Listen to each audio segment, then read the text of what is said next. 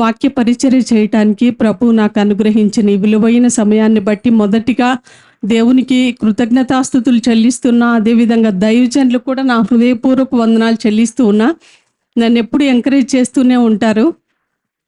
దేవుని మందిరంలో పరిచర్య చేయాలి, దేవుని చేత పిలువబడిన వారు దేవుని పని, దేవుని ప్రణాళిక ఏ విధంగా ఉందో అది నెరవేర్చబడాలి అని ప్రతి క్షణము నన్ను కూడా ఎంకరేజ్ చేస్తూ ఉంటారు. మరి దైవజనులకు నా హృదయపూర్వక వందనాలు చెల్లిస్తూ ఉన్నాను.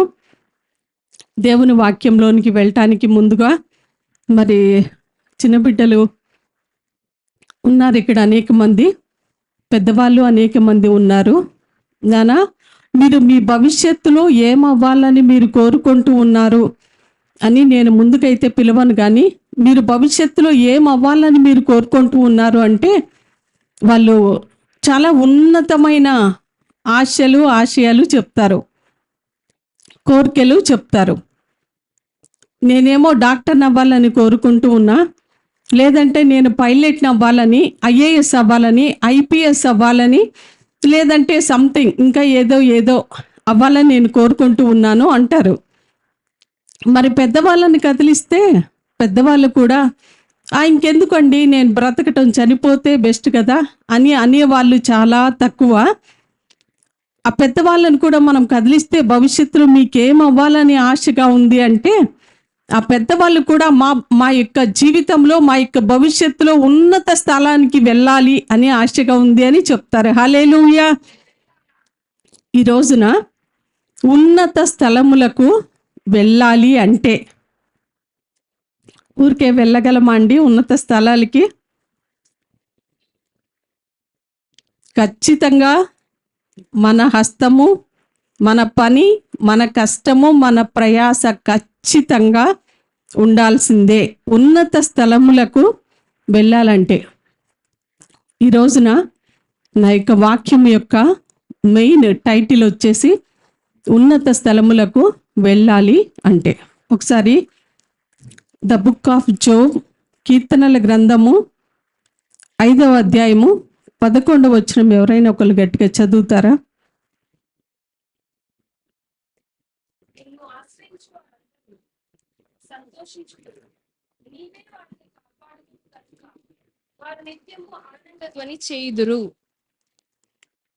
ఒక్క నిమిషం అండి.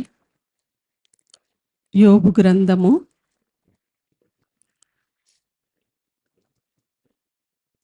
5వ అధ్యాయము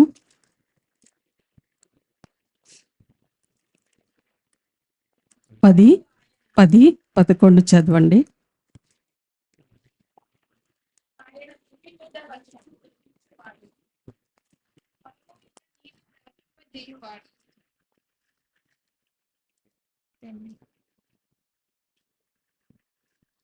ఆయన భూమి మీద వర్షము కురిపించువాడు, పొలముల మీద నీళ్లు ప్రవహింపజేయువాడు.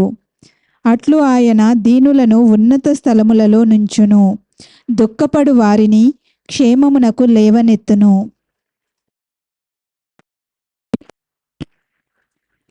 చాలా విలువైన మాట, చాలా ప్రశస్తమైన దేవుని మాట. ఆకాశము నుంచి వర్షం వచ్చి ఏం చేస్తుందంటండి? ఆయన భూమి మీద వర్షము కురిపించువాడు, పొలముల మీద నీళ్లు ప్రవహింప చేయువాడు. ఆకాశము నుంచి దేవుడు వర్షమును పంపించి, ఒకసారి ఇటు చూస్తారండి అందరూ, దేవుడు ఆకాశము నుండి వర్షమును పంపించి సమృద్ధి అయిన పంటలు పండే విధంగా దీవిస్తూ ఉన్నాడు.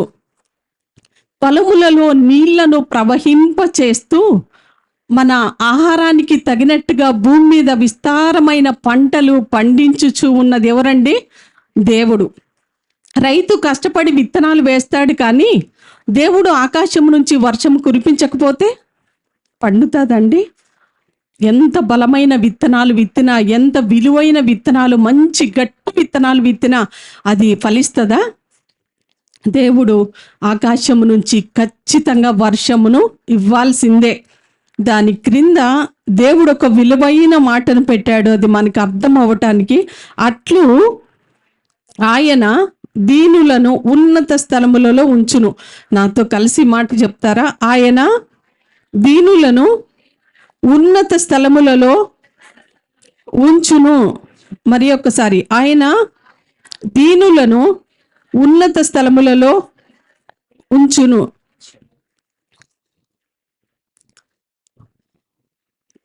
పిల్లల్ని మనం ప్రశ్నించినప్పుడు వాళ్ళు చిన్న హృదయాలే, ఆ పిల్లలు చిన్న బిడ్డలే, కానీ వాళ్ళు ఏర్పాటు చేసుకొని ఎంపిక చేసుకొని వాళ్ళు చెప్పేది చాలా ఉన్నతమైనది. ఇంత చిన్న బుడ్డోని పిలిచి నువ్వేమవుతావు అంటే పైలట్ అవుతాను అంటాడు. ఆ పైలట్ ఏంటో కూడా సరిగ్గా తెలీదు. ఒక చిన్న బుడ్డమ్మాయిని పిలిచి నువ్వేమవుతావు భవిష్యత్తులో అంటే నేను ఐఏఎస్ అవుతాను. వాళ్ళకి తెలీదు, కానీ ఒక గొప్ప ఆశలు వాళ్ళ జీవితాల్లో కలిగి ఉంటారు. దేవుడు ఈ రోజున మనందరి హృదయాలలో కూడా ఒక ఆశ ఖచ్చితంగా ఉంటుంది. మేము ఉన్నత స్థలములకు వెళ్ళాలి. ఉందండి మీ అందరికీ ఆశ? ఒకసారి చేయి చూపిస్తారా? ఎంతమందికి ఉన్నత స్థలాలకి వెళ్ళాలనుందో? మనందరికీ చాలా ఆశగా ఉంటుంది, ఉన్నత స్థలములకు నేను వెళ్ళాలి. దేవుడు ఈరోజు రాత్రికాల సమయంలో మనందరితో చాలా స్పష్టంగా మాట్లాడబోతూ ఉన్నాడు. మీ అందరూ ఉన్నత స్థానములకు ఖచ్చితంగా వెళ్తారు. ఆ వెళ్ళటానికి ముందుగా మీలో ఒకటి ఖచ్చితంగా కనబడాలి. అదేంటండి? దీనత్వం. హల్లెలూయా, హల్లెలూయా. పరిశుద్ధ గ్రంథం అంతటిలో దీనికి మాదిరిగా, దీనికి మోడల్గా ఎవరైనా ఉన్నారా అని నేను ఆలోచిస్తూ ధ్యానిస్తూ ఉన్నప్పుడు నాకు ఒక వ్యక్తి దీనుడుగా కనపడ్డాడు. పరిశుద్ధ గ్రంథం అంతటిలో ఆయనకు మించిన దీనుడు బైబిల్లో ఎవ్వరూ లేరు అనిపించింది నాకు. ఎవరు ఆ దీనుడు? ఎవరు ఆ దీనత్వం కలిగిన వ్యక్తి అని ఆలోచిస్తే ఆయన చెప్పే మాట ఏంటంటే, తన గురించి తను చెప్పుకుంటూ, నేను సాత్వికుడను, దీన మనస్సు కలవాడను, నా కాడి ఎత్తుకొని నా యొద్ద నేర్చుకొనుడి. హల్లెలూయా.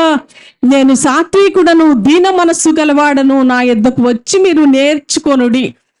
పరిశుద్ధ గ్రంథంలో దీనులుగా ఎవరైనా ఉన్నారని మనం ఆలోచిస్తే మొట్టమొదటిగా మనందరికీ ఒక మంచి మాదిరి యేసుక్రీస్తు ప్రభువారే. అవును అనగలరా? అవునా?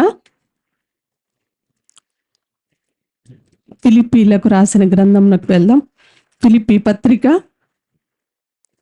2వ అధ్యాయము. ఫిలిప్పీలకు రాసిన పత్రిక పౌలు 2వ అధ్యాయము 5వ వచనం నుంచి 7 వరకు చదవండి. క్రీస్తు యేసునకు కలిగిన ఈ మనస్సు మీరును కలిగియుండుడి. ఆయన దేవుని స్వరూపము కలిగిన వాడయ్యుండి దేవునితో సమానముగా ఉండుట విడిచిపెట్టకూడని భాగ్యమని ఎంచుకొనలేదు గాని, మనుషుల పోలికగా పుట్టి దాసుని స్వరూపమును ధరించుకొని తన్ను తానే రిక్తునిగా చేసుకొనెను. ఇంకా కొంచెం కిందకి.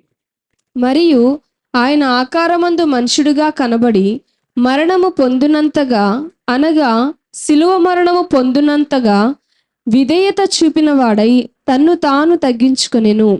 అందుచేతను పరలోకమందున్న వారిలో గాని, భూమి మీద ఉన్నవారిలో గాని, భూమి క్రింద ఉన్నవారిలో గాని ప్రతివాని మోకాలును యేసు నామమున వంగునట్లును, ప్రతివాని నాలుకయు తండ్రి అయిన దేవుని మహిమార్థమై యేసు క్రీస్తు ప్రభువుని ఒప్పుకొనున్నట్లును, దేవుడు ఆయనను అధికముగా హెచ్చించి ప్రతి నామమునకు పైనామమును ఆయనకు అనుగ్రహించెను.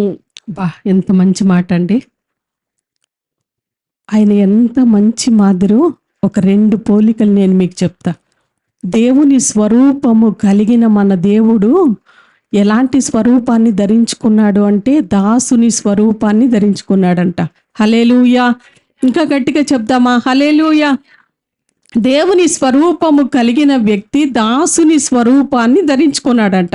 అంటే తనను తాను ఎంతగా తగ్గించుకున్నాడండి. దేవుని స్వరూపం ఎక్కడా, దేవుడు ఎక్కడా, దాసుడు ఎక్కడా?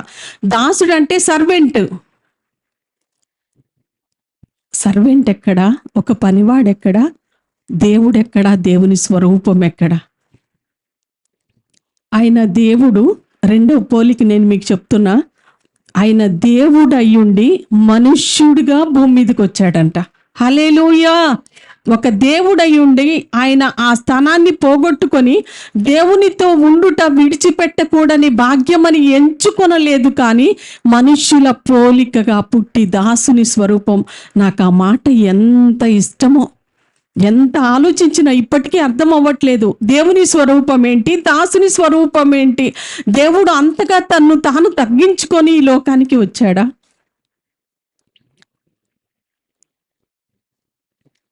ఎందుకు దేవుడు ఇంతగా తగ్గించుకోవాల్సి వచ్చింది అంటే, ఈ రోజున మనకు కూడా మాదిరి ఇవ్వటానికే. హల్లెలూయా. మనము కూడా అలా ఉండటానికే. ప్రభువా, నా జీవితంలో, నా భవిష్యత్తులో నేను ఒక ఉన్నతమైన స్థానానికి నేను వెళ్ళాలనుకుంటున్నాను, కానీ నేను మాత్రం తగ్గించుకోనయ్యా. నేను మాత్రం నేనేంటో నాలాగానే ఉంటా, కానీ నాకు ఒక ఉన్నతమైన స్థానం కావాలి అంటే కుదరదు అంటున్నాడు దేవుడు. ఒక ఉన్నత స్థానానికి నీవు వెళ్ళాలి అంటే ఖచ్చితంగా ఒక దీనత్వం కలిగిన స్వభావం మనలో ఉంటే దేవుడు ఎంత ఆశీర్వదిస్తాడో. యెషయా గ్రంథము 66వ అధ్యాయము 2వ వచనం. నేనే చెప్పేస్తున్నా. ఎవడు దీనుడై నలిగిన హృదయము కలవాడై నా మాట విని వణుకుచుండున వానినే నేను దృష్టించుచూ ఉన్నాను. అందరూ ఒకసారి ఇటు చూస్తారా? యెషయా 66:2 ఒక మాట దేవుడు సెలవిస్తూ ఉన్నాడు. ఎవడు దీనుడై నలిగిన హృదయము కలవాడై నా మాట విని వణుకుచూ ఉండున వానినే నేను దృష్టించుచూ ఉన్నాను. దేవుడు అంటూ ఉన్నాడు కీర్తనల గ్రంథంలో, నా యొక్క కనుదృష్టి లోకమందంతటా సంచారం చేస్తూ ఉంది. అంటే నా కన్నులు భూమి మీద ప్రతి మనిషిని పరిశీలనగా చూస్తూనే ఉన్నాయి. ప్రతి మనిషి, ఆయనకు మరుగైన సృష్టము ఏది లేదు. ప్రతి మనిషిని నేను చూస్తూ ఉన్నా. కానీ ఒక ప్రత్యేకమైన మాట, ఎవడు దీనుడై నలిగిన హృదయము కలవాడై నా మాట విని వణుకుచుండునో వానినే నేను దృష్టించుచూ ఉన్నా. ఇదేంటి? దేవుడు భూమి మీద ఉన్న ప్రతి ప్రజల్ని చూస్తూ ఉన్నాడు కదా. ప్రత్యేకంగా దేవుడు చెప్పే ఈ మాట ఏంటి? అందరినీ నేను చూస్తున్నాను, కానీ నా దృష్టి ప్రత్యేకంగా కొద్ది మంది మీదే ఉంది. కొద్ది మంది ఆ యొక్క ప్రవర్తన, ఆ జీవితము నన్ను ఆకర్షిస్తూ ఉందన్నమాట. అయస్కాంతం పెడితే ఎలా వచ్చేస్తుందో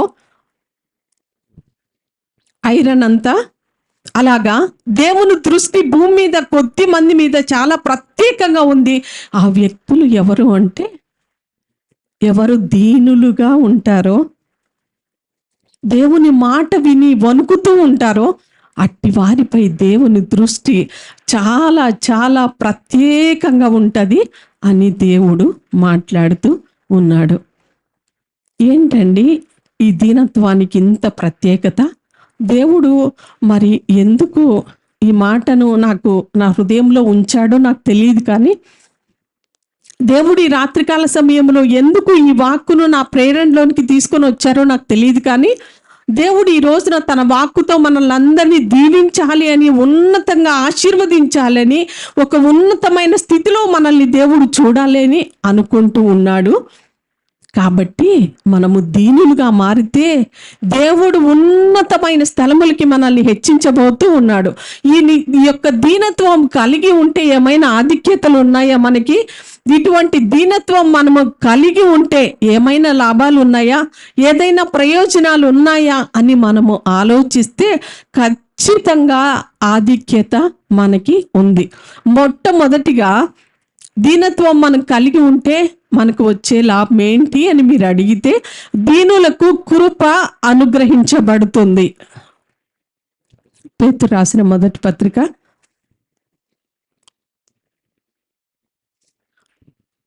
5వ అధ్యాయము 5వ వచనం ఒకసారి చదవండి. చిన్నలారా, మీరు పెద్దలకు లోబడియుండుడి. మీరందరూ ఎదుటివాని ఎడల దీన మనసు అను వస్త్రము ధరించుకొని మిమ్మును అలంకరించుకొనుడి. దేవుడు అహంకారులను ఎదిరించి దీనులకు కృప అనుగ్రహించును. ఎంత మంచి మాట అండి. ఈ రోజున మనమందరం ఇక్కడికి రకరకాల వస్త్రాలు వేసుకొని వచ్చాము. ఒక్కొక్కరు ఒక్కొక్క రకమైన వస్త్రాలు మనం వేసుకొని వచ్చాము. కానీ పేతురు చెప్తూ ఉన్నాడు, మీరు ఎలాంటి వస్త్రాలు అలంకరించాలి అంటే శరీర సంబంధమైనది కాదు, ఆత్మ సంబంధంగా మనం ఎలాంటి వస్త్రాలు ధరించుకోవాలి అంటే దీన మనస్సు అనే వస్త్రం ధరించుకోవాలంట. ఎప్పుడైనా మీరు ధరించుకున్నారా ఇలాంటి వస్త్రం? దీన మనస్సు అనే వస్త్రం మీరు ఎప్పుడైనా ధరించుకున్నారా? చాలా కాస్ట్లీ శారీస్ అంటే చాలా ఇష్టం మనకి. చాలా కాస్ట్లీ క్లోత్స్ అంటే చాలా ఇష్టం మనకి, ఇష్టపడతాం బాగా. చాలా ఫ్యాషన్గా ఉన్నవి చాలా ఇష్టపడతాం. కానీ దీన మనస్సు అనే వస్త్రము ఎలా ఉంటుంది? ఆ వస్త్రం ఏదైనా సపరేట్గా తయారు చేస్తారా, ఎక్కడైనా ఉంటుందా అని మీకు ఒక డౌట్ వచ్చి అడగొచ్చు. ఆ వస్త్రం కావాలి అంటే ఒక వ్యక్తి ఉన్నాడు, ఒక దీనుడు, ఒక సాత్వికుడు ఉన్నాడు. ఆయన దగ్గరికి వెళ్తే ఆయన ఇస్తాడు ఆ వస్త్రం. మన డబ్బులతో పెట్టి కొనుక్కుంటే రాదు. హల్లెలూయా, హల్లెలూయా. మన డబ్బులు పెట్టి ఎన్ని బట్టలైనా ఎలాంటి ఖరీదైన వస్త్రాలైనా కొనుక్కోవచ్చేమో, కానీ దీన మనస్సు అనే వస్త్రాన్ని మనకు కావాలి అంటే ఎక్కడ ఏ కొట్టులో కూడా దొరకదు. కానీ దీనుడు ఒక వ్యక్తి ఉన్నాడు, ఆ దీనుని యొద్దకు మనం వెళ్తే ఆ దీన మనస్సు అనే వస్త్రాలు దొరుకుతాయంట. అహంకారులను ఎదురించి దీనులకు కృప అనుగ్రహించును. కృప కావాలండి మీకు? అవసరమా? ఎందుకని? దేవుని కృప మనకి ఎంతైనా అవసరం. దేవుని కృప, దేవుని కనికరము, దేవుని దీర్ఘశాంతం మనకి ఎంతైనా అవసరం. దేవుడు అంటూ ఉన్నాడు, అహంకారులను ఎదిరించి దీనులకు కృపను నేను అనుగ్రహిస్తాను. అహంకారము కలిగిన వ్యక్తులు బాగా దూరంగా ఉండగానే నాకు తెలుసు వాళ్ళలో ఎంతటి అహంకారం ఉందో, ఎంత గర్వం ఉందో, ఎంత ప్రైడ్ ఉందో నాకు తెలుసు. కానీ దీనులకు మాత్రమే నా కృప ఇస్తా. ఈ రాత్రికాల సమయంలో ఇంతమంది దేవుని మందిరంలో ఉన్నారు, కానీ మన హృదయాలు ఆయనకి తెలుసు. మన హృదయాలు ఎలా ఉన్నాయో దేవుని ఎదుట ఆయనకి తెలుసు. దేవుడు అంటూ ఉన్నాడు, దీనులకు మాత్రమే కృప అనుగ్రహిస్తాను. ఎలాంటిది దీనత్వం కలిగిన హృదయము, ఎలాంటిది అహంకారము గర్వము కలిగిన హృదయము? ఒక చిన్న ఎగ్జాంపుల్ చెప్తాను. మనందరికీ బాగా బాగా తెలిసిన ఎగ్జాంపుల్. దేవుని మందిరంలో దైవజనులు అనేక సార్లు ఆ యొక్క ఉదాహరణ చెప్తూ ఉంటారు, ఆ ఉపమానం చెప్తూ ఉంటారు. ఒక వ్యక్తి అంట, నేనే నీతిమంతుణ్ణి, నాలాగా నీతిమంతులు ఎవ్వరూ లేరు అని చెప్పుకుంటూ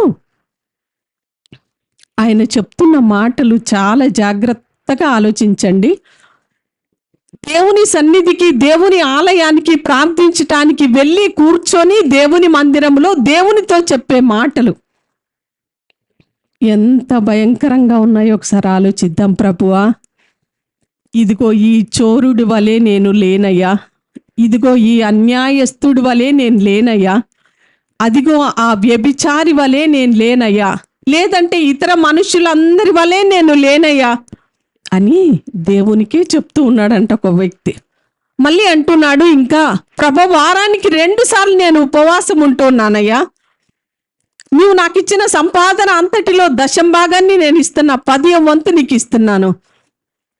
ఇవన్నీ చెప్పి ప్రభు నా ప్రార్థన ఆలకించయ్యా అంటున్నాడంట దేవుని దగ్గర. ఆ మాటలన్నీ వింటూ ఉంటే దేవుని దగ్గర తన్ను తాను తగ్గించుకొని దేవుని సన్నిధిలో ప్రార్థిస్తున్నట్టు కనపడలేదు. కానీ నేనేంటో నీకు తెలుసా లేదయ్యా? మనమేంటో దేవునికి తెలుసా తెలియదా అండి? చెప్పాలా మనం? నేను ఉపవాసం చేస్తున్నానయ్యా, నేను కానుక ఇస్తున్నానయ్యా, నేను 10% ఇస్తున్నానయ్యా అని చెప్పాలా దేవుని సన్నిధిలో మనం? దేవాలయానికి 2 వ్యక్తులు వెళ్ళారంట. ఒక వ్యక్తి ప్రార్థన అయితే ఇలా ఉంది, ప్రభా, ఈ చోరుడి వల్లే లేదు, అన్యాయస్తుని వల్లే నేను లేను, వ్యభిచారి వల్లే నేను లేను, ఇతర మనుషులలాగా లేను. ఇంకొక భయంకరమైన మాట కూడా వాడాడు. ఆ మాటనే మర్చిపోయా, ఇదిగో ఈ సుంకరి వల్లే కూడా నేను లేనయ్యా. అంటే ఆ సుంకరి ఆ పరిసయ్యుని దృష్టికి ఎంత లీస్టో, చాలా ఒక విధంగా నీచుడిలాగా చూస్తున్నాడు అనమాట. ఆఖరికి ఈ పరిసయ్యునిలాగా కూడా, ఈ సుంకరిలాగా కూడా నేను లేను అంటూ ఉన్నాడు. కానీ అదే స్థలానికి ప్రార్థించడానికి వచ్చిన సుంకరంట అదే దేవాలయంలో చాలా స్పష్టంగా ఒక మాట ఉంటుంది, దూరంగా నిలబడ్డాడంట. ఎందుకంటే ఆలయము దేవుడు నివసించే స్థలం కదా, దేవుని సన్నిధి నిలిచి ఉండే స్థలం కదా, దేవుని పరిశుద్ధత నిలిచి ఉండే స్థలం కదా. కనీసం దగ్గరికి రావటానికి కూడా ఆయనకి ధైర్యం లేక దూరంగా నిలబడ్డాడంట. నిలబడి ఆయన చేసే ప్రార్థన చాలా చిన్న ప్రార్థన, ఒకే ఒక్క సెంటెన్స్, దేవా పాపినైన నన్ను కరుణించు. హల్లెలూయా, హల్లెలూయా. ఈ రాత్రి దేవుని సన్నిధికి మనం అందరం వచ్చాము. అనేక విషయాలు ప్రార్థన చేయటానికి మనమందరం కలిసి వచ్చాం. దేవుని సన్నిధిలో మన హృదయం ఎలాగుందండి ఈ రోజున?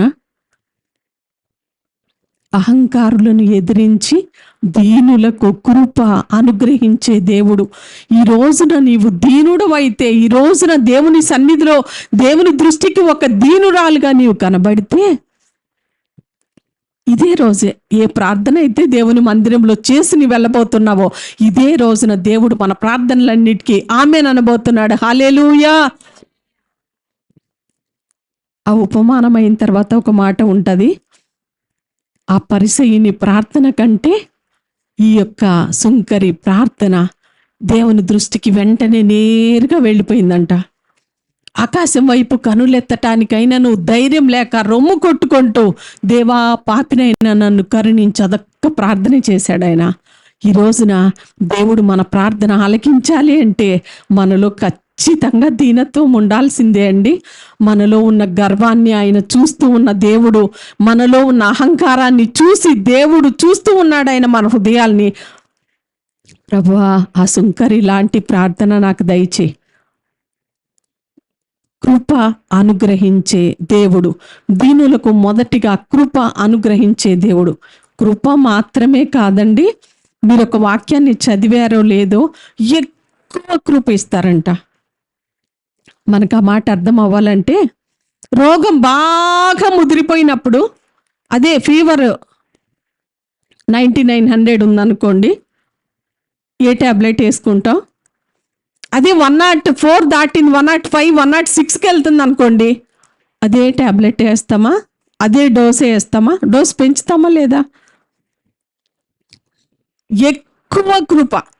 మన జీవితాల్లో కొన్నిసార్లు ఒక చిన్న చిన్న ఏవైనా కష్టకాలం వచ్చినప్పుడు ప్రభా నీ కృప కావాలి అంటాం. కొన్ని పరిస్థితులు మన జీవితంలో ఎలాంటివి వస్తాయో తెలుసా?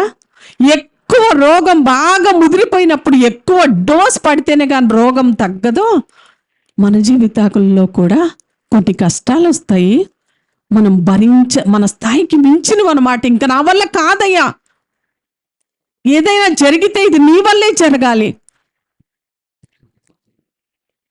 అలాంటప్పుడు దేవుడు ఏం చేస్తాడు అంటే ఎక్కువ కృపనిస్తాడంట.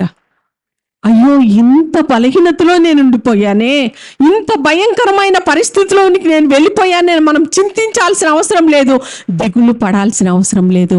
ఆయన ఎక్కువ కృప అనుగ్రహిస్తాడంట. హల్లెలూయా. ఉన్నత స్థలానికి వెళ్ళాలి అనే ఆశ కలిగిన ప్రతి బిడ్డ కూడా ఒక మంచి క్వాలిటీ మనలో ఉండాలి. దీనత్వం అనే క్వాలిటీ మనలో ఉండాలి. ఆ దీనత్వాన్ని మనము కలిగి ఉంటే ఏమేమి మనం పొందుకోగలము, ఏమేమి మనం స్వతంత్రించుకోగలం అనే దానిలో మొదటగా దీనులకు ఎక్కువ కృప వస్తుందంట. 12 విషయాలు ఉన్నాయి. ఆ 12 చెప్తే తెల్లవారిపోయిద్ది. ఈలోపు మీ అందరు నిద్రపోయి ఉంటారేమో అనుకుంటున్నాను నేను. పడుకుంటారా? ఆ 12 విషయాలు అయితే చెప్పను నేను. 12 రాశాను కానీ ఖచ్చితంగా ఒక 5 చెప్దాం అనుకుంటున్నా. అసలు నా సందేశం కూడా చాలా క్లుప్తంగా ఉండాలి అనుకున్నా.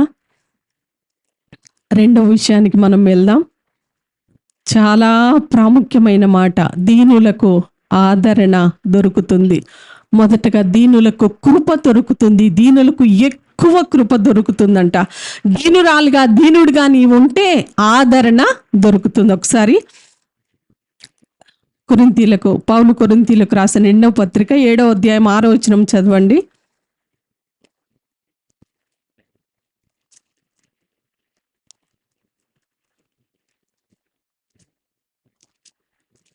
అయినను దీనులను ఆదరించు దేవుడు తీతు రాక వలన మమ్మును ఆదరించెను.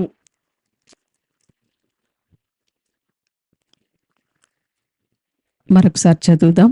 అయినను దీనులను ఆదరించు దేవుడు తీతు రాక వలన మమ్మను ఆదరించెను. హల్లెలూయా. దీనులను ఆదరించే దేవుడు, దీనులను ఆదరించే దేవుడు. ఒకసారి ఇటు చూస్తారా? నా పిల్లల వల్ల నాకు ఆదరణ లేదండి, నా భర్త వల్ల నాకు ఆదరణ అనేదే మాట, ఆ మాటే అసలు లేదండి, నా భార్య వల్ల అసలు ఆదరణ అనేదే లేదండి, నా బంధువుల వల్ల ఆదరణ అనే మాటే నాకు లేదండి. ఒక మాట, చాలా ప్రాముఖ్యమైన మాటను చదువుదాము. యెషయా గ్రంథము 54:11.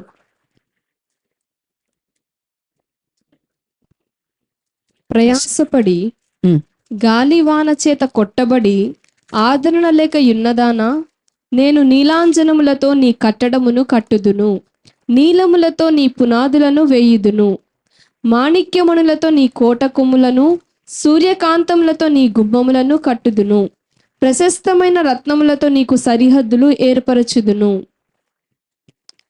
ఎంత మంచి మాట అండి.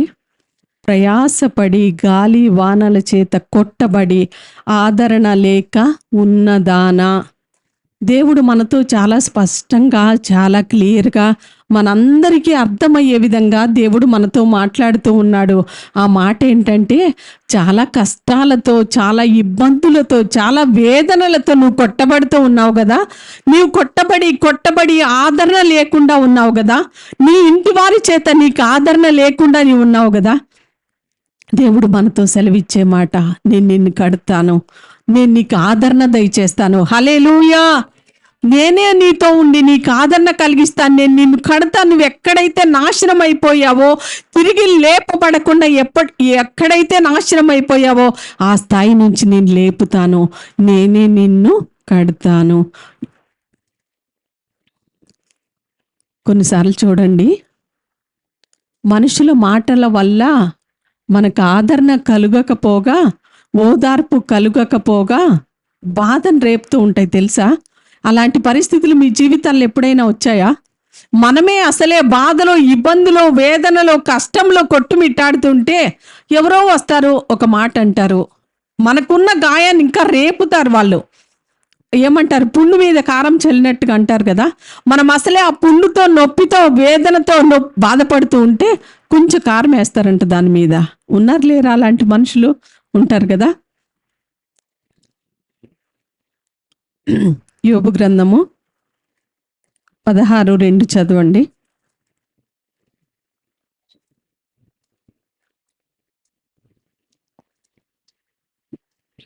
ఇట్టి మాటలు అందుకు యోబు ఇలాగు ప్రత్యుత్తరం ఇచ్చెను, ఇట్టి మాటలు అనేకములు నేను వినియున్నాను, మీరందరూ బాధకే కర్తలు గాని ఆదరణకు కర్తలు కారు. చాలండి.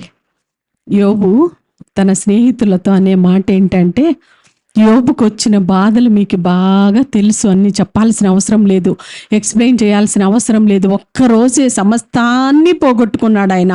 ఎంత భయంకరమైన విషయం అంటే అది. మన జీవితాల్లో అప్పుడప్పుడు ఒక సంవత్సరంలో ఒకటి, ఇంకో సంవత్సరంలో ఇంకొక బాధ, పలానా సంవత్సరంలో ఆ బాధ అండి, ఇంకొక సంవత్సరంలో ఇంకొక బాధ, అలా మనం చెప్పుకుంటాం. కానీ యోబు జీవితంలో ఒకే ఒక్క రోజున అన్ని కష్టాలు అన్నీ సంభవించాయి, సమస్తాన్ని పోగొట్టుకున్నాడు ఆయన. ఒంటరిగా మిగిలిపోయాడు. ఆఖరికి భార్య కూడా లేదు. ఎందుకయ్యా నీవు ఇంకా బ్రతికి చస్తావు, దేవుణ్ణి దూషించి నువ్వు కూడా చావయ్యా, నువ్వు చచ్చిపోతే మంచిది నాకు అని చెప్పేసి అంటుంది. అలాంటి పరిస్థితిలో యోబు ఒక్కడే అయ్యాడు. యోబుకి ఎవ్వరూ లేరు. ఆదరించే వాళ్ళు ఉన్నారా? ఆదరించాల్సిన భార్య సహితము అంటుంది, దేవుణ్ణి దూషించయ్యా, దేవుణ్ణి దూషించి నువ్వు కూడా మరణం కా, నువ్వు ఎప్పుడు చస్తావా, మరణం కా అంటే ఎప్పుడు చస్తావా, నువ్వు కూడా చావు అని అర్థం. మన భాషలో, మనకు అర్థమయ్యే భాషలో చెప్పాలంటే, ఆదరణ కలిగించాల్సిన భార్యే వచ్చి నువ్వు చావు అంటుంది.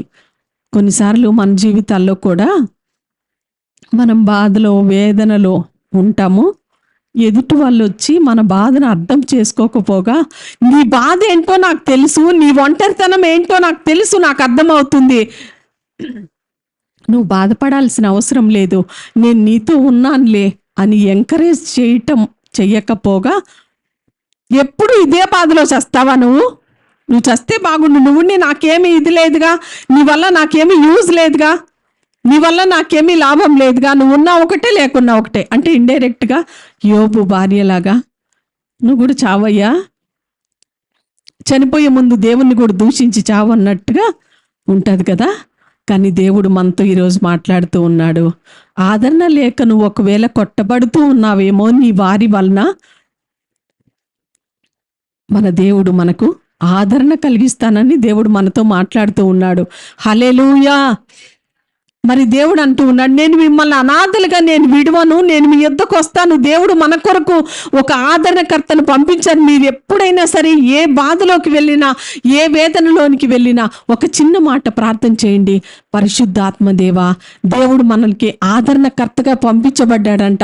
యేసుక్రీస్తు ప్రభువారు ఈ లోకాన్ని విడిచి వెళ్ళిపోయేటప్పుడు శిష్యులు అంటూ ఉన్నారు, బాధపడుతూ ఏడుస్తూ, ప్రభు ఇంక నువ్వు మమ్మల్ని విడిచి వెళ్ళిపోతావా, మేము ఇలాగున అనాథలుగా మేము ఉండాల్సిందేనా అంటే యేసయ్య అంటూ ఉన్నాడు, నేను వెళ్తున్నాను కానీ మిమ్మల్ని నేను అనాథలుగా నేను విడిచిపెట్టను.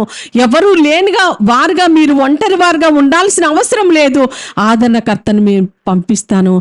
ఆదరణకర్త వచ్చి ఆదరణకర్తతో మీరు ఎల్లప్పుడూ ఆదరించబడుతూ ఉంటారు. హల్లెలూయా. మనుషుల మాటలు, మన బంధువుల మాటలు, మన ఇంటి వారి మాటలు ఒకవేళ మన మనస్సుకు బాధను కలుగు చేస్తూ ఉన్నాయేమో, కానీ దేవుడు అంటూ ఉన్నాడు, నేను మిమ్మును ఆదరించువాడను. ఈ ఆదరణ కూడా అందరికీ దొరకదు, కానీ దీనులకు ఆదరణ దొరుకుతుందంట. ఎవరికండి? దీనులకు ఆదరణ దొరుకుతుంది. దీనులకు కృప దేవుని యొద్ద సమృద్ధిగా దొరుకుతుంది. ఒకవేళ ఏ బాధతో అయినా మనం బాధపడుతూ ఉంటే ఈ రాత్రికాల సమయంలో పరిశుద్ధాత్మ దేవుడు ఈ రాత్రికాల సమయంలో మనల్ందరినీ ఆదరించునుగాక. ఆయన అనుగ్రహించే ఆదరణ చేత మనల్ందరినీ దీవించునుగాక. ఆమేన్. ఇంకొకటి, దీనులుగా మనం భూమి మీద బ్రతికితే, సాత్వికులుగా మనం భూమి మీద బ్రతికితే ఒక మంచి ఆశీర్వాదం ఉందంటండి. అదేంటో చెప్పనా? సింహాసనం. సింహాసనం మీద ఎవరు కూర్చుంటారు? సింహాసనం మీద ఎవరు కూర్చుంటారు?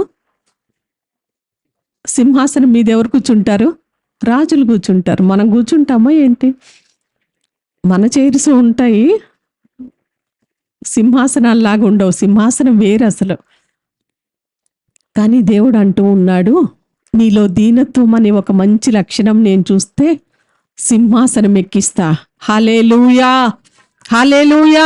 మనం ఎటువంటి దయనీయమైన పరిస్థితిలో ఉంటే, ఈ మాట అనగా నాకు ఒక బ్రదర్ గుర్తొచ్చారు, అది చెప్పి నేను ముందుకెళ్తా. ఒక బ్రదర్ మాకు బాగా తెలుసు, ఒక స్లమ్ ఏరియాలో ఉండేవాళ్ళు. మురుకు కాలువలు వెళ్తూనే ఉంటాయి. చాలా చిన్న ఇల్లు అనమాట.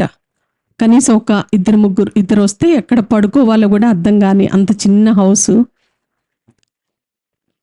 ఆ బ్రదర్ మాకు ఎప్పటి నుంచో తెలుసు, మా మ్యారేజ్ అయిన ఆ కొత్త దినాల నుంచి తెలుసు. ఆ బ్రదరు చాలా కష్టపడేవాళ్ళు. వాళ్ళ తండ్రి త్రాగుబోతూ, వాళ్ళ అమ్మ కూడా చిన్న చిన్న పనులు చేసుకొని బ్రతికేవాళ్ళు. అంత కష్టంలో నుంచి వచ్చారు ఆ బ్రదరు. మొన్న ఆగస్ట్ 15కి నాకెందుకో ఒక ప్రేరేపణ, దేవుని చిత్తమైతే ఆయన్ని పిలిపించి సాక్ష్యం చెప్పించాలి అని. కొన్ని పరిస్థితుల వల్ల కుదరలేదు. ప్రభు చిత్తమైతే తొందరలో రాబోయే రోజుల్లో ఆ బ్రదర్ ఖచ్చితంగా మన మధ్యకు వస్తారు. చిన్ననాటి నుంచి కూడా దేవుని యందలి భయభక్తులు కలిగి కష్టపడుతూ దేవుని మందిరానికి వెళ్తూ పెరిగారు. ఎంత కష్టం అంటే అన్ని పనులు చూసుకుంటూ పొద్దున్నే పేపర్ వేస్తూ ఎన్నో పనులు, కానీ దేవుని యందలి భయభక్తులతో దీనంగా పెరిగాడు. దేవుడు ఎంత ఆశీర్వదించారు అంటే, ఏ స్కూల్కి అయితే ఆయన ఒక సబ్జెక్ట్ టీచ్ చేయటానికి వెళ్ళారో, ఆయన టీచింగ్ చాలా మందికి నచ్చి, ఇంత బాగా టీచ్ చేస్తావు కదా నువ్వెందుకొని ఒక స్కూల్ రన్ చేయకూడదు అని చెప్పారంట. అలా మెల్లగా, అమ్మో నేను స్కూల్ రన్ చేయటమా, నా వల్ల కాదు కదా అని చెప్పేసి అనుకున్నారు ఆయన. కానీ దేవుడు అతన్ని బలపరిచి ఒక చిన్న స్కూలు అద్దెకు తీసుకోవటానికి దేవుడు కృపనిచ్చారు. ఆ చిన్న స్కూల్ అద్దెకి తీసుకొని అందులో టీచింగ్ చేస్తూ కొంతమంది స్టాఫ్ను పెట్టుకొని స్కూల్ మెల్లగా రన్ చేయటం ప్రారంభించారు. ఏ స్కూల్ అయితే అద్దెకి తీసుకున్నారో అతి తక్కువ వ్యవధిలోనే ఆ స్కూల్ కొనేశారు. అది ఒక్కటే కాదు, మొన్న మధ్య మేము వెళ్ళినప్పుడు చూసాం, దగ్గర 4-5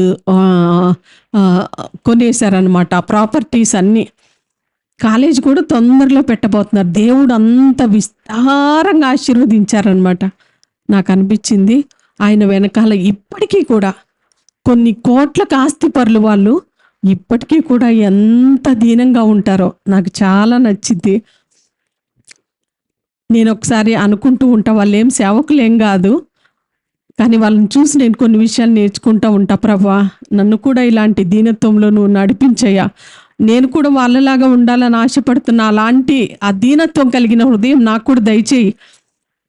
ఇప్పటికీ కూడా కొన్ని కోట్లకు ఆస్తిపరులు మేము వెళ్తే ఎంత గౌరవంగా చూస్తారో, చాలా గౌరవంగా చూస్తాను, నేను చెప్పలేను ఎంత అని. దేవుడు ఈ రోజున మనలో అలాంటి దీనత్వాన్ని చూస్తే అప్పుడు మనం ఈజీగా ఉన్నత స్థలానికి వెళ్ళిపోగలం. ఎంత ఈజీగా, చాలా కష్టం కదా ఉన్నత స్థలానికి వెళ్ళిపోవాలి అంటే.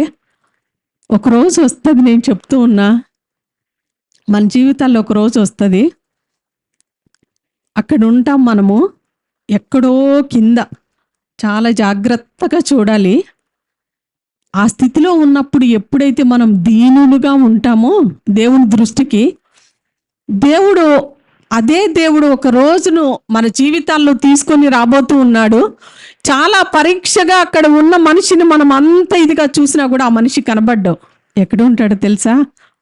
ఆ మనిషిని అప్పుడు ఇలా చూడాలి మనం. అంతేనా? సగం నిద్రావస్థలో ఉన్నట్టున్నారు కదా, గట్టిగా చెప్దాం హల్లెలూయా, ఇంకా గట్టిగా. ఒక రోజున నిన్ను జాగ్రత్తగా పరిశీలనగా చూసిన మనుషులు దేవుడు ఒక రోజు నీ జీవితంలో తీసుకొని రాబోతూ ఉన్నాడు. ఖచ్చితంగా నేను చెప్పగలను, ఒక ప్రాఫెసీ లాగా కూడా ఖచ్చితంగా నేను చెప్పగలను. మనుషులు వెతికే స్థలంలో మనం ఉండము, అప్పుడు కన్నులు పైకెత్తి చూడాలి మనల్ని. ఇలాగా దేవుడు అంత ఉన్నతమైన స్థితికి మనల్ని తీసుకొని వెళ్ళబోతూ ఉన్నాడు. హల్లెలూయా, హల్లెలూయా. దీనులకి ఏమిస్తాడంట ఆయన? సింహాసనం ఇస్తాడు. మొదటిగా దీనులకు కృప అనుగ్రహిస్తాడు. రెండవదిగా దీనులకు ఆదరణ కలుగుతుంది, దీనులకు సింహాసనము దొరుకుతుంది. ఆ వచనం చదివామా? లూకా సువార్త 1:52 చదవండి.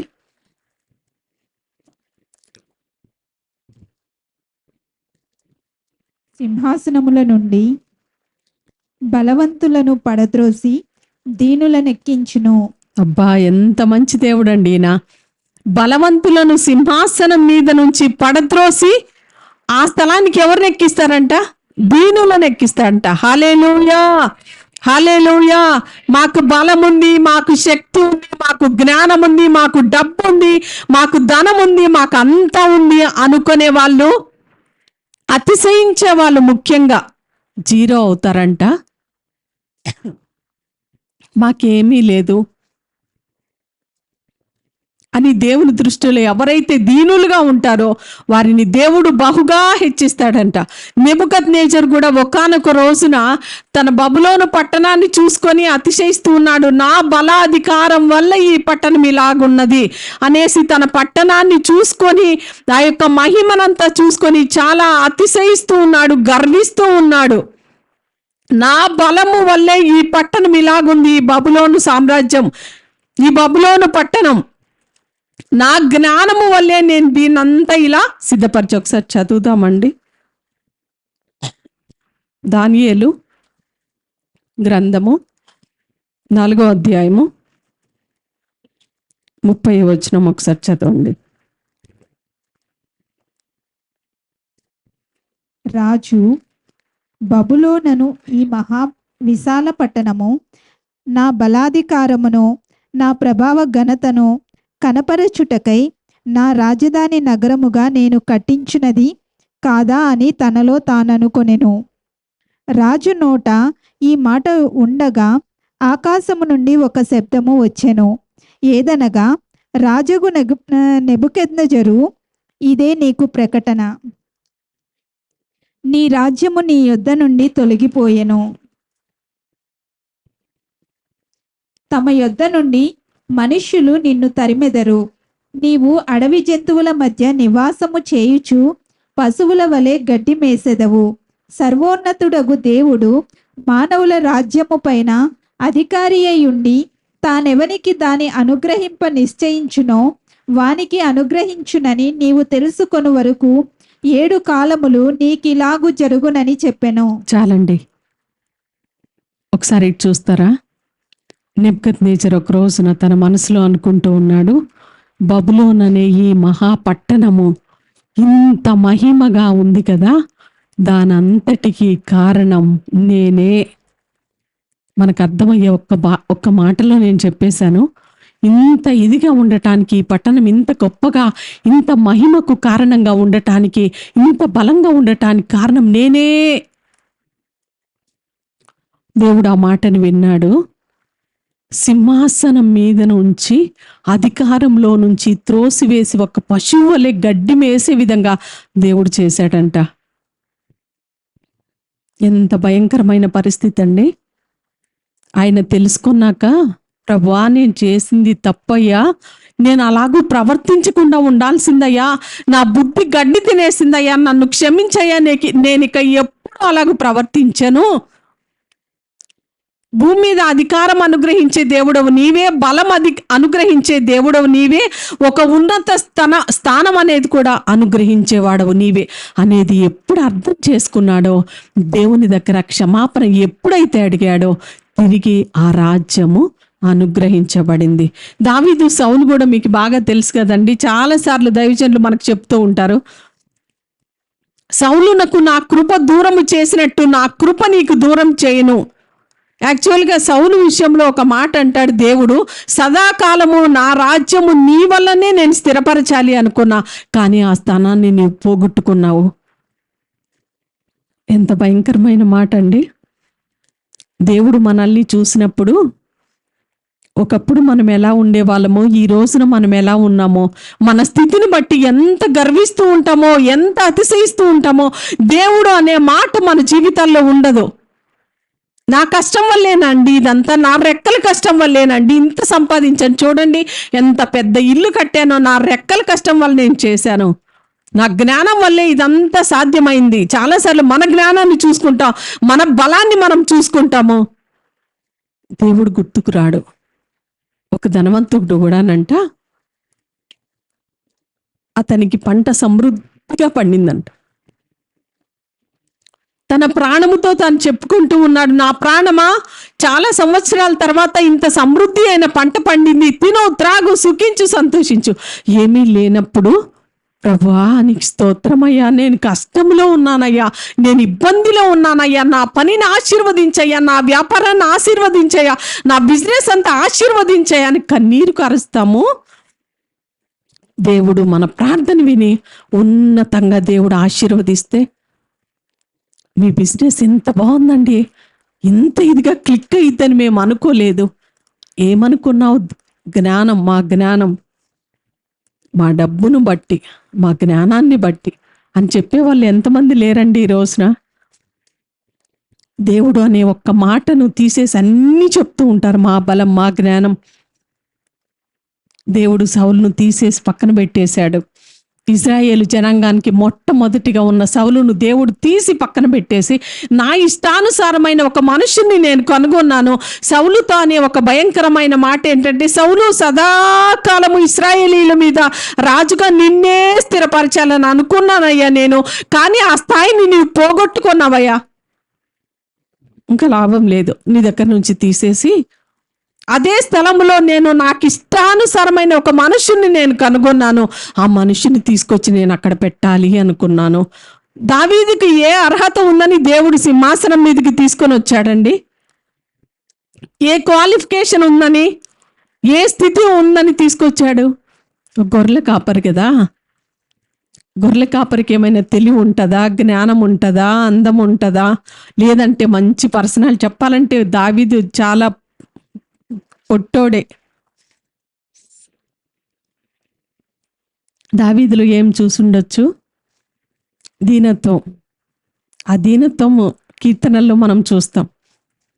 దీనుల ఎడల కృప చూపు వాడవయ్యా, దీనులను హెచ్చించి వాడవయ్యా, పెంట కుప్పల మీద నుంచి దీనులను పైకి లేవనెత్తు వాడవయ్యా. దావీదు ఎన్ని మాటలు రాస్తాడో దీనత్వం గురించి. ఎందుకంటే ఆయనకి తెలుసు, ఒక రాజయ్యుండి, ఒక మహారాజయ్యుండి ఆయన అంటాడు, ప్రభువా నా కుటుంబము నిత్యము నీ సన్నిధిలో ఉండునట్లు ఆశీర్వదించయ్యా. ఎందుకు దేవుని సన్నిధి? ఎందుకని దేవుని మందిరం అంటే అంత ఇష్టం అతనికి?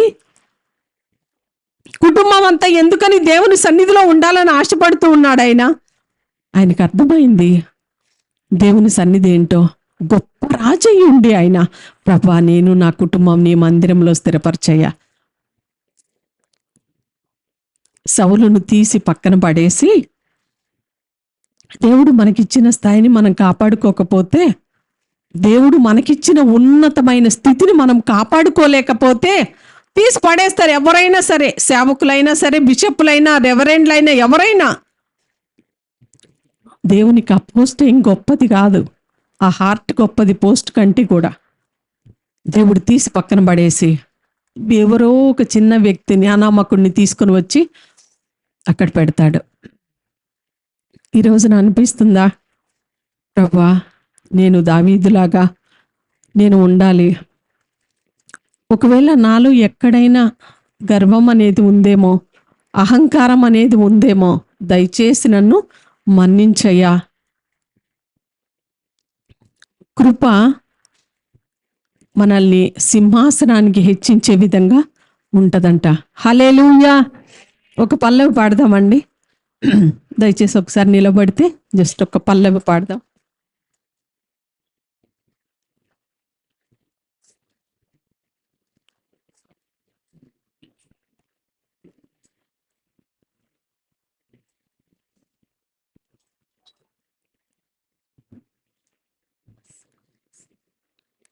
స్తుతి మహిమ యేసునికే, స్తుతి ఘనత ప్రభువే, స్తుతి మహిమ, స్తుతి ఘనత ప్రభునికే. ఆరాధనా స్తుతి ఆరాధనా, ఆరాధనా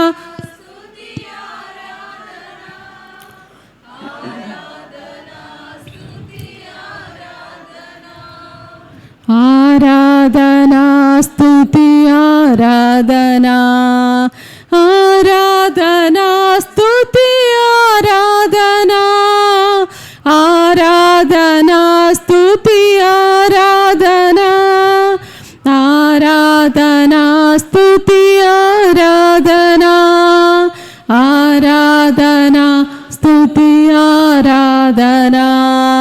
యెహోవా షాలోమ్ ఆరాధనా, యెహోవా షాలోమ్ ఆరాధనా, యెహోవా షాలోమ్ ఆరాధనా, యెహోవా షాలోమ్ ఆరాధనా, యెహోవా షాలోమ్ ఆరాధనా, యెహోవా షాలోమ్, యెహోవా షాలోమ్ ఆరాధనా, యెహోవా షాలోమ్ ఆరాధనా. ఒక నిమిషం మన రెండు చేతులు పైకెత్తి, ప్రభువా దీనులకు కృప అనుగ్రహించువాడా, దీనులను పెంట కుప్పల మీద నుంచి పైకి లేవనెత్తువాడా, నైనా నిన్ను స్తుతించుచూ ఉన్నాం ప్రభువా. నీవు మాతో మాట్లాడుతూ ఉన్నావు, దీనులుగా మేము ఉండాలి అని ప్రభువా. మాలో ఎక్కడైనాను గర్వము అహంకారము ఉన్నట్లయితే ప్రభువా నాయన మమ్మల్ని క్షమించి దీనులుగా మమ్మల్ని బలపరచయ్యా, మమ్మల్ని స్థిరపరచయ్యా. దావీదు లాంటి హృదయము మాకు అనుగ్రహించబడును గాక ప్రభువా. సింహాసనం మీద నుంచి బలవంతులను పడద్రోసి దీనులను ఎక్కిస్తానని నీవు మాట్లాడుతూ ఉన్నావు తండ్రి. నీ దృష్టికి మేము దీనులముగా ఉందుముగాక, నీ దృష్టికి దీనులముగా మేము ఉందుముగాక. నీ దృష్టిలో ఉన్నతమైన స్థలములకు నాయన మమ్మల్ని ఎక్కించాలని నీవు ఆశపడుతూ ఉన్నావు తండ్రి. మేము ఇప్పుడు ఉన్న స్థితి కంటే ప్రభువా, మేము నేటి కాలంలో ఉన్న మా పరిస్థితి కంటే ప్రభువా ఉన్నతమైన నాయన స్థలాలకి, ఉన్నతమైన స్థితిలోనికి వెళ్ళాలని ప్రభా నీవు ఆశపడుతూ ఉన్నావు తండ్రి. అయా మీకు స్తోత్రమయ్యా. మేమందరము ఉన్న స్థితిలో ఉండటం నీకు ఇష్టం లేదు ప్రభువా.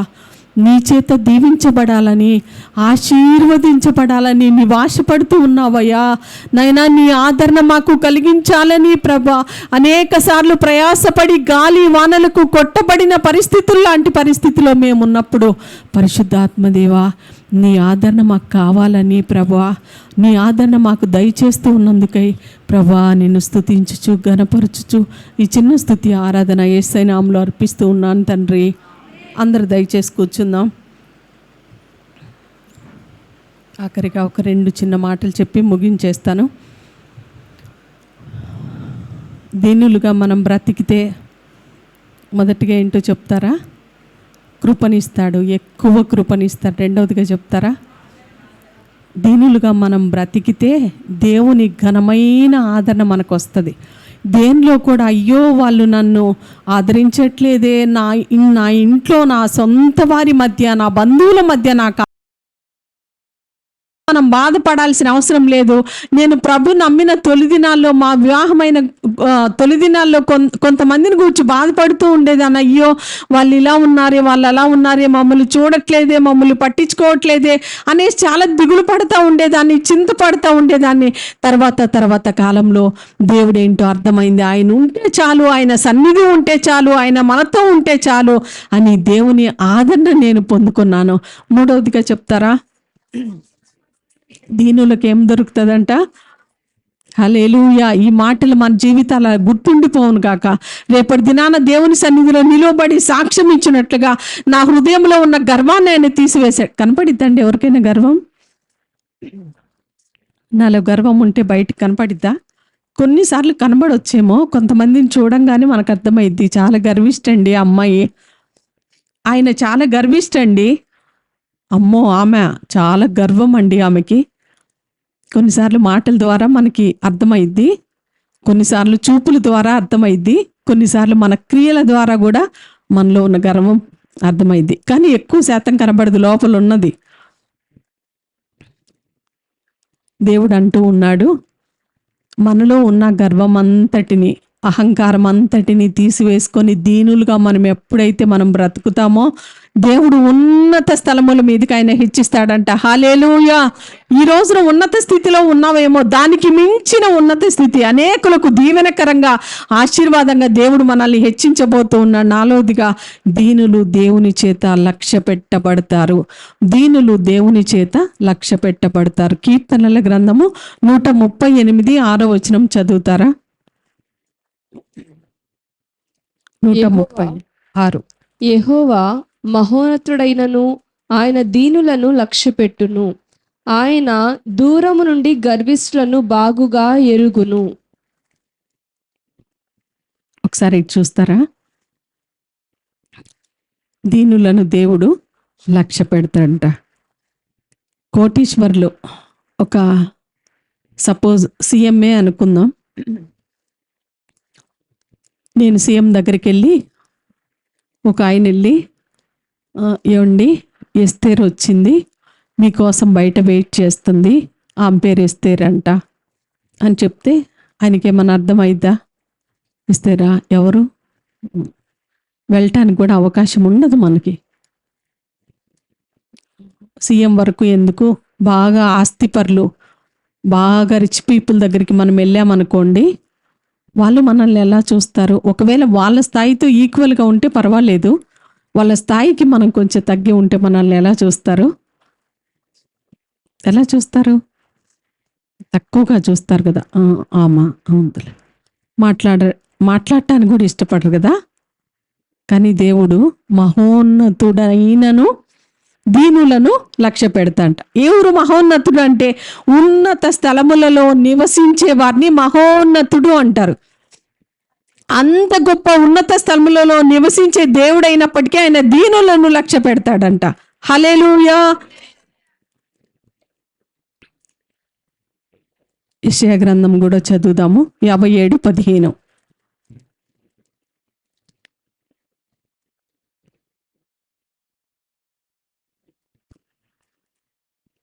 మహాగణుడను మహోన్నతుడును పరిశుద్ధుడును నిత్య నివాసియునైన వాడు ఇలాగు సెలవిచ్చుచున్నాడు.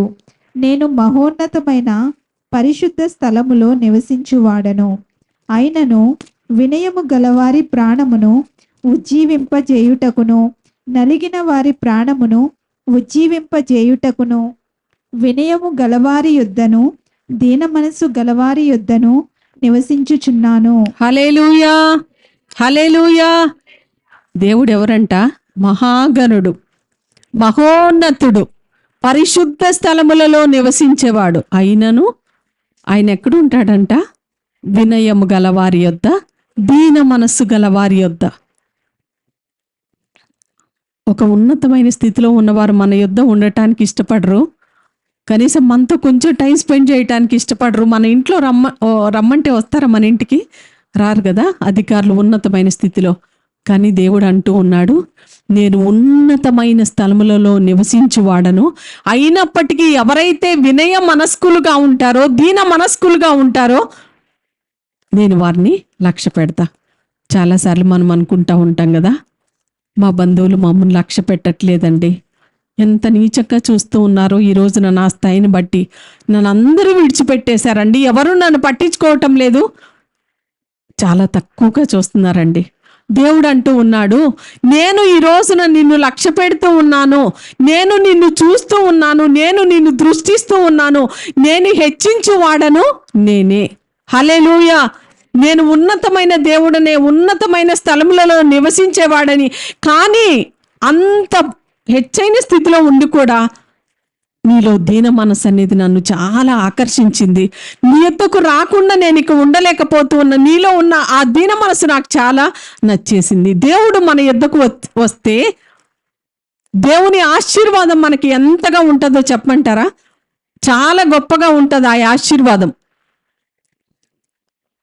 దేవుడు మనందరినీ లక్ష్య పెడుతూ ఉన్నాడు ఈ రాత్రికాల సమయంలో.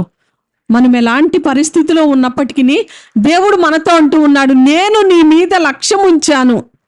దేవుడు ఇశ్రాయేలీయులతో ఒక రోజున మాట్లాడుతూ ఉన్నాడు. వారి బానిసత్వంలో ఉన్నప్పుడు, వారి కష్టంలో ఉన్నప్పుడు, వారు మొరపెట్టుతూ ఉన్నప్పుడు, ఆ బానిసత్వంలో ఇశ్రాయేలీయుల గురించి ఒక మంచి మాట ఉంటుంది. ఆయన వారి మీద లక్ష్యముంచెను అని చాలా స్పష్టంగా ఉంటుంది అన్నమాట. నిర్గమకాండం 2:25. ఎవరైనా రాసుకోవాలంటే ఒకసారి రాసుకోండి, ఒకసారి చదవండి. నిర్గమకాండము 2:25. దేవుడు ఇశ్రాయేలీయులను చూచెను, దేవుడు వారి యందు లక్ష్యముంచెను. ఎంత మంచి మాట అండి. ఇశ్రాయేలీయులను చూచిన దేవుడు, ఇశ్రాయేలీయుల పట్ల లక్ష్యముంచిన దేవుడు ఈరోజు నిన్ను చూడడా, నీ పట్ల లక్ష్యముంచడా?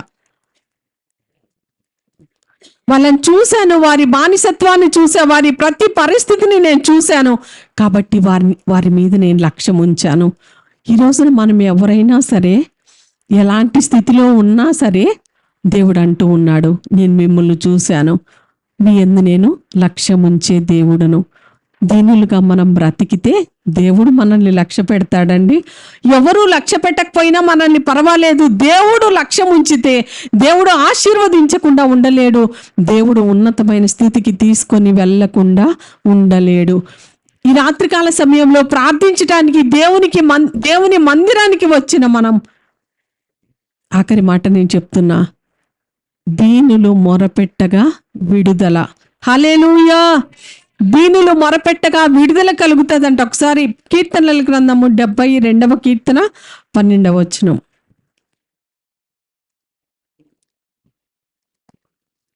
దరిద్రులు మొర్రపెట్టగా అతడు వారిని విడిపించును, దీనులను నిరాధారులను అతడు విడిపించును. చాలండి.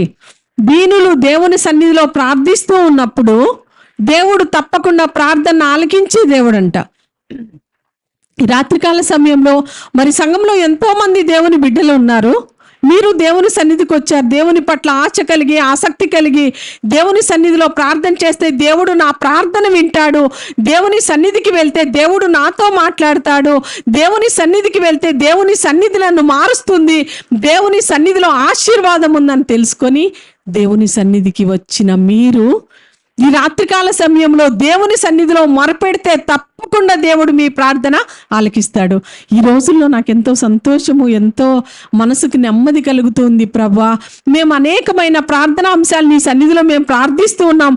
నీ కాలంలో, నీ సమయంలో ఒక్కొక్కటి దేవుడు ఉత్తరం ఇస్తూ వస్తున్నాడు. ఎంత గొప్ప దేవుడు అండి ఆయన.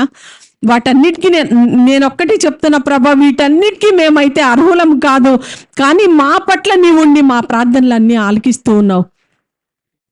దేవుడు ఎన్నో గొప్ప కార్యాలు జరిగించుచూ ఉన్నాడండి. దీనులుగా మనము దేవుని సన్నిధిలో మొరపెడితే ఖచ్చితంగా దేవుడు ప్రార్థన ఆలకిస్తాడు. ఖచ్చితంగా దేవుడు ప్రార్థన ఆలకించి మన ప్రార్థనలు అన్నిటికీ సమాధానం ఇస్తాడు. కొంతమంది దేవుని బిడ్డలు వారికి ఉన్న సమస్యలను బట్టి ఎన్ని సమస్యలు ఒకసారి నేను దైవజనులు గుర్తు చేసుకుంటూ ఉంటాం. అయ్యో పలానా దేవుని బిడ్డలు ఈ కష్టంలో ఉన్నారు కదా, ఈ బాధలో ఉన్నారు కదా, ఈ కొరతలో ఉన్నారు కదా, ఈ బిజినెస్ లేకుండా ఎందుకని ఈ మధ్యకాలంలో ఇలా ఇలా ఇలా అవుతుంది అని దేవుని సన్నిధిలో మనం ప్రార్థిస్తే మన ప్రార్థన ఆలకించకుండా ఉంటాడా? మీరు మీకున్న బాధల్ని బట్టే మాకు ఇంత బాధ అనిపించి దేవుని సన్నిధిలో ప్రార్థన చేస్తే, కొంతమంది సమస్యలు చూసినప్పుడు కన్నీరు కార్చి ప్రార్థన చేయాలనిపిస్తే మాకే, మరి దేవుడు మీ సమస్యలు అన్నిటిని చూసి మీ అవసరతలను చూసి ఆయన కదలకుండా ఉంటాడా అండి? దేవుడు మన కన్నీటిని తొడవకుండా ఉంటారా ఆయన?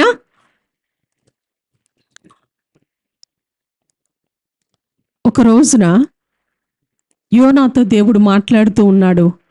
నువ్వు నినివే పట్టణానికి వెళ్ళు, వారు చేసిన పాప క్రియలకు దానికి సంబంధించి దేవుని ఉగ్రత వారి మీదకి రాబోతుంది, నువ్వు వెళ్ళి ప్రకటించు అని చెప్తే యోనా అక్కడికి వెళ్ళకుండా తర్షీషుకి పారిపోతాడనమాట. దేవుడు మాట్లాడి మళ్ళీ అక్కడికి తీసుకొని వచ్చిన తర్వాత యోనా నినివే ప్రాంతానికి వెళ్ళి ప్రకటిస్తూ ఉన్నాడు. ఇంకా 40 రోజుల్లో దేవుని ఉగ్రత మీ అందరి మీదకి రాబోతుంది. ఎందుకంటే దేవుని దృష్టికి మీరు నడచిన చెడు నడత, మీ పాపముల వల్ల దేవుని ఉగ్రత రాబోతుంది. మీరు దేవుని సన్నిధిలో ప్రార్థన చేయండి అని ప్రకటిస్తే ఆ నినివే పట్టణ రాజు అంటండి, ఇప్పుడు చదవాల్సిన అవసరం లేదు, టైం కూడా లేదు. ఆ నినివే పట్టణానికి సంబంధించిన రాజు సింహాసనం మీద నుంచి దిగి రాజవస్త్రాలు తీసేసి గోనె పట్ట కట్టుకొని బూడిద తల మీద పోసుకొని దేవుని సన్నిధిలో నేనే కాదు, నేను ఉపవాసం ఉంటా, ఇదిగో మీరందరూ కూడా రాజ్యంలో మీ అందరూ కూడా ఉపవాసం ఉండి ప్రార్థన చేయండి. ఎందుకంటే మన మీదకి రాబోయే ఈ ఉగ్రత తప్పించబడాలి అంటే మనమందరం ఉపవాసంతో దేవుని సన్నిధిలో మొరపెట్టాలి. మీ అందరూ ఉపవాసం ఉండండి.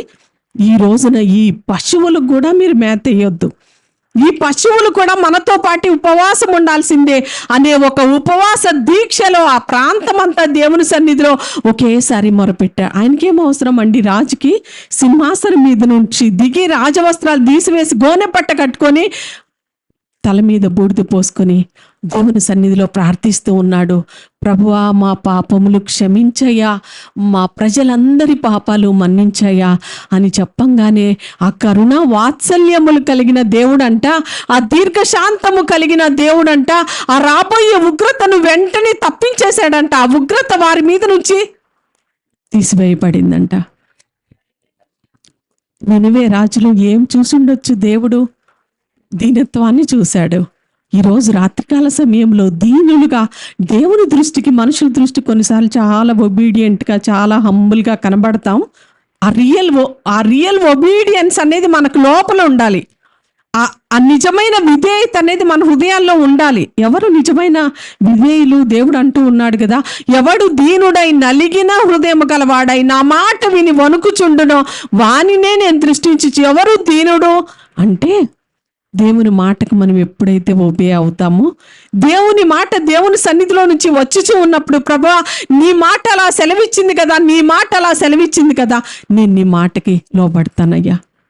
వాళ్ళు దీనులు. మరియ దగ్గరికి ఒక రోజున గబ్రియేల్ దేవదూత వచ్చి,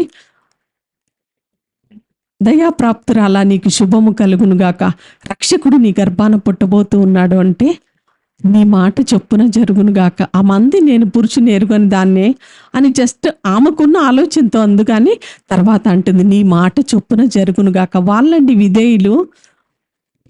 దేవుని మాట, దేవుడు మనతో మాట్లాడుతూ ఉన్నా, నాకు కాదులే, శేషగిరి గారితో దేవుడు డైరెక్ట్ గా మాట్లాడుతూ ఉన్నా బ్రదర్ అనుకుంటారు లోపల, నాతో కాదు, ఆ కిరణ్ బ్రదర్తోనే దేవుడు మాట్లాడుతూ ఉన్నాడు. ఇంత కద్దింపు వస్తుంది, నాకు కాదు ఇదంతా, ఆ కిరణ్ బ్రదర్కే.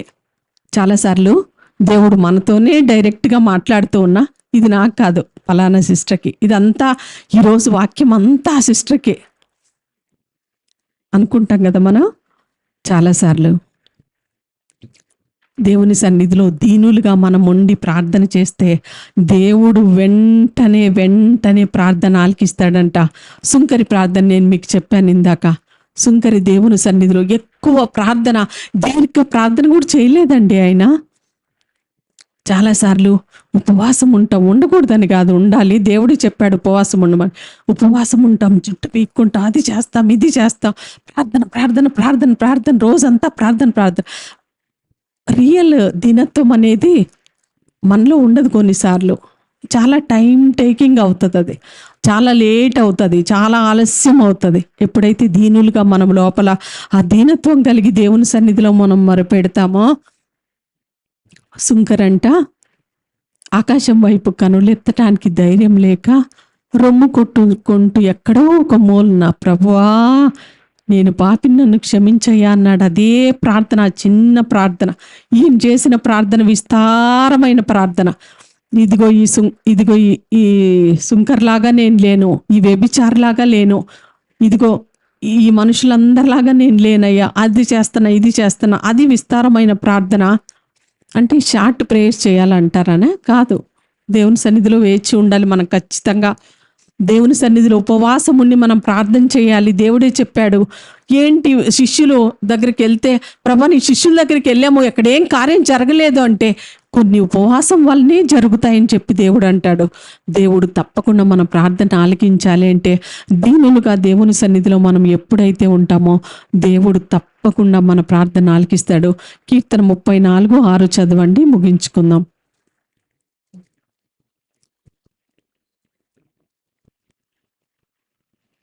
ఈ దీనుడు మొర్రపెట్టగా యెహోవా ఆలకించెను. చాలండి, చదవండి. అతని శ్రమలు అన్నిటిలో నుండి, అతని శ్రమలన్నింటిలో నుండి అతన్ని రక్షించెను. హల్లెలూయా. మనకు కలిగిన శ్రమలన్నిటిలో నుంచి దేవుడు మనల్ని తప్పించునుగాక. ఆమేన్. మన ప్రార్థనలన్నీ దేవుని ఆలయములో ఆయనకు వెళ్ళి మనకు సమాధానము తీసుకొని వచ్చునుగాక. ఆమేన్, ఆమేన్. ఆయన దీనులను ఎక్కడ ఉంచుతాడంటండి? ఉన్నత స్థలములలో. యోబు గ్రంథంలో మనం చదివిన మొదటి మాట అదొక్కటి మనం గుర్తుంచుకుందాం. దీనులను ఉన్నత స్థలములో ఉంచుతాడంట. ఆకాశము నుంచి వర్షమును ఎలాగ పంపించి సమృద్ధి అయిన పంటలు పండి మనం ఏ విధంగా దీవించబడుతున్నామో, భూమి మీద దీనులను దేవుడు ఉన్నతమైన స్థితికి తీసుకెళ్తాడంట. ఆకాశం పైనుంచి వర్షాన్ని పంపించి భూమి మీద సమృద్ధిగా పంటలు పండినట్టుగా భూమి మీద ఉన్న దీనత్వం కలిగిన ప్రజల్ని ఉన్నతమైన స్థితికి అర్థం అవటానికి ఇది చెప్పాడనమాట. ఇది మనకి ఎలా అర్థం చేసుకోవాలి అంటే, భూమి మీద నుంచి మనము ఉన్నత స్థితికి ఎలా వెళ్ళగలం అనేది మనకు అర్థం అవటానికి ఆకాశము నుంచి వర్షాన్ని పంపించి పొలాలు సమృద్ధిగా పండేది ఏ విధంగా దేవుడు చేస్తూ ఉన్నాడో, అలాగే భూమి మీద ఉన్న మనుషులు వారిలో దీనత్వాన్ని చూస్తే ఉన్నతమైన స్థలానికి దేవుడు తీసుకొని వెళ్తాడంట. నిజంగా దేవుని సన్నిధిలో ఈ రోజున ఆ దీనత్వం వల్ల కలిగే ప్రయోజనాలన్నీ మనం చూసాము. మొదటిగా గుర్తుపెట్టుకుంటారు, దీనులకు కృప దొరుకుతుంది. ఎలాంటి కృప? ఎక్కువ కృప దొరుకుతుంది. రెండవదిగా ఆదరణ దేవుడు అనుగ్రహిస్తాడు. నిజమైన ఆదరణ మనకి ఆయన వల్లనే. చాలాసార్లు చూడండి, ఆప్తులను పోగొట్టుకున్న తర్వాత ఎంత బాధో ఎంత దుఃఖమో. దేవుడు ఒక మనిషిని ఆదరించకపోతే, దేవుడే ఆదరించకపోతే ఆ మనిషి ఆదరణ పొందలేడు. మా ఫస్ట్ బాబు చనిపోయిన తర్వాత చాలా కాలం ఎంతో మంది నన్ను ధైర్యపరిచిన, నా వల్ల కాలేదు. నాకు తెలిసి కరెక్ట్గా ఇప్పటికీ గుర్తుంది, 40 రోజులు నేను పడుకోలేదు. డే అండ్ నైట్ 40 రోజులు నిద్రపోలా. ఏమైందో నాకు తెలియదు. దిగులు పడుతూనే ఉండేదాన్ని, ఆలోచిస్తూనే ఉండేదాన్ని, ఏడుస్తూనే ఉండేదాన్ని. బ్రదర్ ఎంత చెప్పినా నాకు ఆదరణ లేదు. ఎంతోమంది దైవజనులు ఏం కాదమ్మా, నీకేం కాదు, ఆ 40 రోజుల్లోనే చనిపోతానేమో అన్నంత బలహీనమైన స్థితికి వచ్చేసా. తిండి కూడా సరిగ్గా తినేదాన్ని కాదు. పగలు రాత్రి నిద్ర అంటే ఏంటో నాకు తెలియలేదు. అలాగే దెయ్యంలాగా అలా రాత్రి కూడా అలా కళ్ళు తెరుచుకొని ఉండేదాన్ని, ఏడ్చి ఏడ్చి ఏడ్చి. కానీ దేవుడు నన్ను ఆదరించారు ఒక రోజున. ఆ 40 రోజుల వేదన అంతా పోయిందనమాట. దేవుడే నన్ను ఆదరించాడు, దేవుడే మాట్లాడాడు. అలా మన జీవితాల్లో మన చుట్టుపక్కల ఉన్న వారి నుంచి ఆదరణ దొరుకుతుంది అనుకోకూడదు. మన నిజమైన ఆదరణకర్త ఆయనే. మనం ఎలాంటి పరిస్థితుల్లో ఉన్నా కూడా మనల్ని ఆదరించే దేవుడు. మూడవదిగా గుర్తు చేస్తాడు, దీనులకు ఏం దొరుకుతుందంట? సింహాసనం. మనం దీనులుగా ఉంటే హెచ్చించే దేవుడు ఆయనే. తర్వాత దేవుని చేత లక్ష్య పెట్టబడతాం. దీనులు దేవుని చేత లక్ష్య పెట్టబడతారు. దీనులు మొరపెట్టగా ఆయన విడుదల అనుగ్రహించే దేవుడు. మనందరికీ ఉన్నతమైన స్థలాలకి వెళ్ళాలని చాలా ఆశగా ఉంటుంది. ఉన్నత స్థలాలకి అంత అవలీలగా మనం వెళ్ళలేమండి. ఐఏఎస్ అవ్వాలి అంటే దాని వెనకాల ఎంత ప్రయాస ఉంటుందో, డాక్టర్ అవ్వాలి అంటే దాని ప్రయాస ఎంత ఉంటుందో. దగ్గర 18 hours చదివితేనే డాక్టర్ అవ్వగలరంట.